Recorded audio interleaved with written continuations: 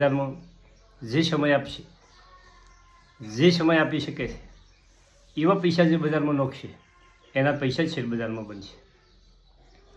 સારી કંપનીઓ જેના ઓકળા સારા આવ્યા છે, અથવા તો કાલના ઘટાડામાં જે કંપનીઓ ઓછી ઘટી છે, જે કંપનીઓ મજબૂત છે એવી કંપનીઓ પકડી રાખવાની, એવી કંપનીઓમાં કદાચ રોકાણ કરવાનું. જેના ત્રિમાસિક ઓકળા સારા છે, જેના વાર્ષિક ઓકળા સારા છે તેવી કંપનીમાં પોઝિશન બનાવો મિત્રો.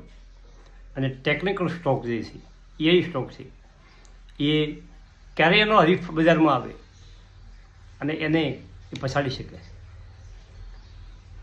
પરંતુ કયા સેક્ટરમાં સરકારનો ફોકસ છે, કયું સેક્ટર ભવિષ્યમાં ચાલવાનું છે, એવા સેક્ટરમાં તમારે તમારી પોઝિશન બનાવવી જોઈએ મિત્રો.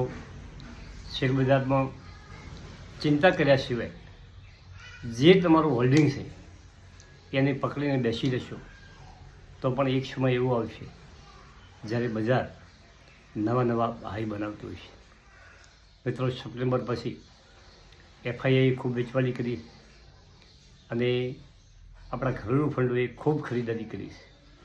જેને એસઆઈપીમાં રોકાણ છે, અત્યારે જે ઘટાડામાં જે રોકાણ એસઆઈપીમાં કરશે એમને પણ ભવિષ્યમાં સારા પૈસા બની શકે છે. થેન્ક યુ, આભાર.